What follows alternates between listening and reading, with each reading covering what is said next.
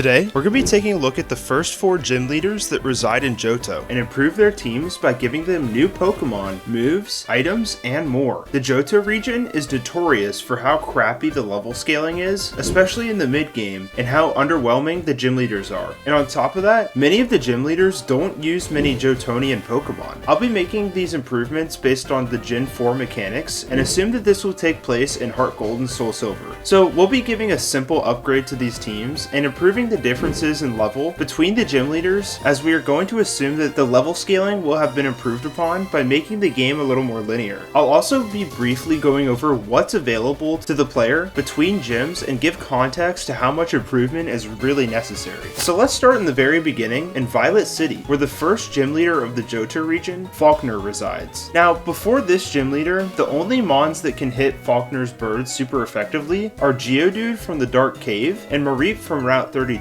or the Primo Egg, in the Violet City Pokemon Center. And I think a vast majority of players will be picking one of these two up in preparation for this gym. And with Falkner being literally the weakest gym leader in all of Pokemon, I think he deserves a bit of a buff. It's also interesting to note that Falkner got his Pokemon and the gym from his father, who's apparently traveling during the events of the game. I still think the first gym should only have 2 mons, but I'll be changing both here. For the ace, there's definitely a few good options here. I want it to be a Gen 2 bird, so that leaves us with Noctowl, Murkrow, Natu, Skarmory, and maybe Delibird. I think just slapping an impossible level 13 Noctowl to replicate the Pidgeotto would be kind of boring and wouldn't exactly fit Falkner's vibe. And the same thing kind of applies to Natu. I just don't see that working as well here. Skarmory would be way too overpowered this early in the game, and Delibird is just kind of nothing anyways. First, instead of the Pidgey, Falkner will use a Hoot Hoot at level 11, with Insomnia in the moves Tackle, Hypnosis, Air Cutter, and Reflect. With Hoot Hoot being a special attacker, I really wanted to give it Air Cutter here, even though it's not learned via level up, but it is learned via Move Tutor in the Battle Frontier in this game, so let's go with that. And Reflect isn't technically learned until level 17, but I really like the idea of introducing this move so early in the game to teach the player about it. The idea here is to set up a Reflect and try to put the opponent to sleep before doing decent damage with Air Cutter. Next up, Falkner's ace Pidgeotto has been replaced by Murkrow at level 13 with Super Luck and the moves Astonish, Peck, Pursuit, and Roost, with Roost being the TM that Falkner gives the player. With early game Pursuit and Roost, this bird will have plenty of tricks to teach the player early on, especially since if Roost goes off first, Murkrow will lose its flying type, making it pretty viable to teach Rock Smash to a mon like Geodude to wall it. I think Murkrow matches Falkner, and it could be explained that he was able to get a Murkrow from his father, who has probably gone to the Safari Zone or Kanto, as those are the 2 places where you can find this mon in this game. And that's Falkner for you. I think this team definitely will throw some players off their first time facing it, and that's really all I'm looking for here. And for each leader, I'll be adding a single held item just like last time. Here, I'll be giving the Murkrow an Oranberry for even more health. Next up, we'll be traveling south through Route 32 and Union Cave to get to Azalea Town to face off against the second gym leader, the Bug-type master, Bugsy. And here, if the player hasn't caught a Geodude yet, they'll have another chance at it in Union Cave alongside Onix and Zubat. And on the other side, on Route 33, Spearow can be found, who can pretty much steamroll the entire gym on its own, with it learning Aerial Ace at level 17. Even though Bugsy's ace is already pretty tough, I think a slight boost in difficulty is necessary here. And with Scyther being a Gen 1 Pokemon, you might think I would want to replace it, but I think in cases where Gen 1 Pokemon didn't get a lot of love in Kanto, it's totally warranted, especially with the Gen 2 decks being somewhat small. I also want to keep Bugsy's U-turn strats, with the other 2 Pokemon needing some big help though. I mean, with Metapod and Kakuna, Bugsy really only has 1 Pokemon. While just evolving the Metapod and Butterfree could work here, I think these 2 slots give us a perfect opportunity to give some spotlight on some Gen 2 mons. And honestly, we got a few options for Johtonian bug types to give Bugsy here. I want to save Heracross for later, and while Shuckle would be a great swap for Scyther's U-turn, taking neutral fire and flying damage, I really don't think it fits Bugsy's vibe. And Yanma doesn't really get to be that interesting until later in levels, so I feel like that would have just been a boring pick. I was seriously considering replacing the Kakuna with Pineco, but I think I want to save this pick for later. So anyways, Bugsy will start with his world-renowned Scyther at level 17 with Technician, and the moves Quick Attack, Wing Attack, U-turn, and Focus Energy. I decided to bring down Wing Attack instead of Leer, even though it learns learns it at level 21, as I thought it needed another move that utilizes that technician boost. I thought about adding Pursuit or Vacuum Wave as their level up moves it could know, but Pursuit was already in the first gym, and Vacuum Wave is special, so it wouldn't really be doing much damage. With Technician boosted Quick Attack, a scary Focus Energy to boost crits, and U-turn strats, this is already pretty scary with minimal changes. Once this guy U-turns out though, Bugsy will send in a Metapod. It will be replaced by Ladybah at level 15 with Swarm and the moves Comet Punch, Supersonic, Light Screen, and Mach Punch. Here, I wanted to give Bugsy a Mon that gets the special screen to harmonize with Falkner's Reflect, so Ladybah was the perfect choice here. Although Mach Punch isn't learned until level 17, I think having it here would do wonders for coverage. Even though Ladybah's got an attack stat of like 20. I really wanted to have Bugsy use Letty in here, but Ladybah doesn't evolve until 18, so I decided it would just be too strong for this gym. So that leaves us with replacing the Kakuna with Spinarak at level 15 with Insomnia and the moves Bug Bite, Poison Sting, Nightshade, and Scary Face. Here, Bug Bite is learned via the Frontier move tutor, which is like insane that it doesn't get this move via level up, but the alternative here is Leech Life that's before its buff in Gen 7, and it's pretty much a nothing move here. So that's what we're going with. And that's Bugsy. And I think for the item, I'm gonna switch it up a little bit and give Scyther the subscribe button. Wait, what? That's weird. How did that get there? You should probably hit that to make it go away. Oh, sorry. I meant to say that we'll be doing the same thing as the base game here, and we'll slap a Citrus Berry on Scyther.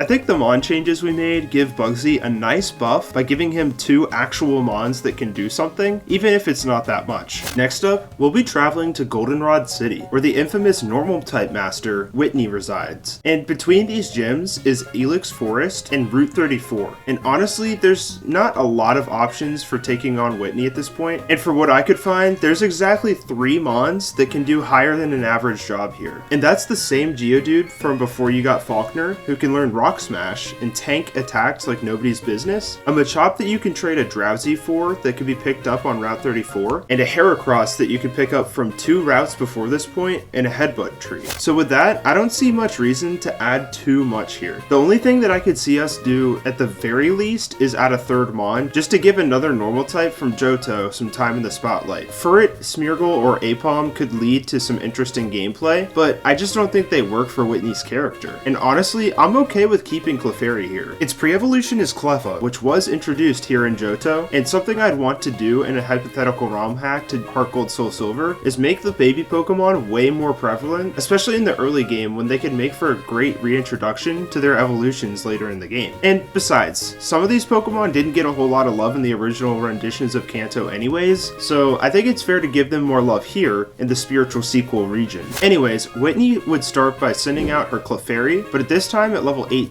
with Cute Charm and the moves Magical Leaf, Mimic, Encore, and Metronome. Here, I wanted to double down on the idea of baby Pokemon, as when you wait to evolve Cleffa until after level 16, it'll learn the move Magical Leaf, almost as a reward for waiting a little bit longer. So I replaced Double Slap here, as it's such a trash move, especially with that 85% accuracy, and the other moves here all make sense to me. And Mimic is a fun pick by Game Freak, as it's only learnt via breeding with Jigglypuff. So like, Whitney had to work hard for this Clefairy. Next up is an addition to Whitney's team, Snubbull, at level 18 with Intimidate and the moves Headbutt, Charm, Fire Fang, and Thunder Fang, with Snubbull learning the Elemental Fangs via Move Relearner. I think giving Snubbull a chance to freeze with Ice Fang would kind of be way too much here, so we're just gonna stick with 2 of them. While Whitney's vibe is more cute over power, I think Snubbull actually works perfectly here, as in its Pokedex entry it states that although it looks frightening, it is actually kind and affectionate. It is very popular among women. I could totally see this good boy battling for Whitney when she goes on adventures. Next up is Miltank, with the only change here being an increased level to level 20, as I felt the level cap being pretty tight between the gyms, especially if you're playing in a hardcore Nuzlocke. I think the increase in level will also give the player a few more options too, with some Pokemon evolving at level 20, like Spearow into Fearow, Magikarp into Gyarados, Hoot into Noctowl, Wooper into Quagsire, and so on and so forth. So with the changes in mind, mind, I think an increase in level here is actually completely warranted, assuming the trainers and the wild Pokemon slightly increase in level to account for this. And that's Whitney. We'll be keeping the Lumberry here on Miltank as it adds another complexity to the fight that the trainers need to account for. Next up is the 4th gym leader in one of the most influential cities in Johto, Ekritique City, the Ghost-type master, Morty. And in between these gym leaders are 3 routes with similar Pokemon in the national park. With these, the player gets a second route with both Abra and Drowsy, especially as Drowsy gets Insomnia with Execute and the Headbutt trees. Additionally, the player can access the routes to the left and right of Ekritique before battling the gym, giving them access to a scrappy Miltank and the TM for Shadow Claw. With all of that, it's clear that the player has many options to take down Morty, so a decent buff here seems appropriate. In the base game, Morty is only equipped with the Ghastly line, 1 Ghastly, 2 Haunters, and a Gengar. Why, you might ask, when there's a perfectly good Gen 2 Ghost-type Pokemon in Misdreavus right over there? Great question, and one that I do not have the answer to. So there's an obvious pick for at least getting rid of his Ghastly, but I think there's something interesting we can do here by giving him a Gen 2 Pokemon that isn't necessarily a Ghost type. Much like how Agatha banks on the creepy aesthetic of Ghost Pokemon, I want Morty to focus on the more spiritual aspects of Ghost type Pokemon, as he's so knowledgeable about the legends that took place in his city. At first, I thought it might have been cool to give Morty Umbreon or Espeon as a reference to the evolutions becoming the legendary beasts, but I think that would take away from the Umbreon on Karen's team, and Espeon just doesn't quite have what I'm going for here. Murkrow would be an interesting pick, as its Pokédex entry states that those who see it at night are brought misfortune, but I already gave it to Falkner. Wait, does that explain why Falkner's dad never comes back? Anyways, I know a lot of people stick Stantler on this team, and I definitely appreciate that choice. It fits Morty's vibe and gives him a different type to deal with, but I also really like the idea of giving him an unknown, which matches up with the legends of the region. So let's get into it. Morty, instead of sending out his Ghastly, will start with a Misdreavus at level 22 with Levitate and the moves Ominous Wind, Pain Split, Psybeam, and Confuse Ray, with Ominous Wind being learnt via the Frontier move tutor and Pain Split and Psybeam being learnt via level up a bit later. I think they're fine to bring down here as they're iconic to the Mon and probably won't be seeing much use after this gym. Next up, Morty will send out his Haunter at level 23 with Levitate and the same moveset of the first Haunter of Hypnosis, Dream Eater, Curse, and Nightmare. I think this moveset works nicely here, relying on its sleep strats. Next up, I was trying so hard to figure out how to get Unknown on Morty's team, but I just don't see it posing a single threat. I think it'd be kind of interesting to have this Unknown randomize on every new run so that it would be a different letter and a different hidden power type every time you come across Morty, but like it's just so weak. So barring the Unknown buff, we'll do something similar to the Crystal Legacy ROM hack and 6 Stantler here at level 23 with Intimidate and the moves Confuse Ray, Hypnosis, Stomp, and Shadow Ball. Here, I wanted to spread the Shadow Ball love a little bit while keeping it in line with the multitude of sleep strats on his team. Finally, Morty will bring out his ace, Gengar, at level 25 with Levitate. And honestly, I think the moveset is perfect here, so no changes needed, with Hypnosis, Shadow Ball, Mean Look, and Sucker Punch. I could see this thing getting some kind of coverage move or even like Sludge Bomb, but I really think with the stats of a Gengar at level 25, this moveset is more than enough. And that's Morty. One thing I want to do here is change the item. While the Citrus Berry on Gengar is nice, I think making the held item different for each leader would be a fun concept, like how I did in Kanto. So here, the Gengar will hold the wide lens so that it can hit Hypnosis more often. And there you have it. These are my improved teams for the first 4 gym leaders in Pokemon Heart Gold and Soul Silver. In the base game, the difficulty really starts to ease up after Whitney, so I'm hoping that the changes I made to Morty and what will come in the second half of this project will make sure that the same level of difficulty remains throughout. Let me know what you think you would have done differently in the comments below. Oh yeah, and make sure to subscribe and hit that notification bell so you can know when I drop the second part of this very soon. I also want to thank my channel members. You guys are the absolute best. Thank you so much for your support. And with that, I've been O Creations, and I will see you all in the next one. Bye!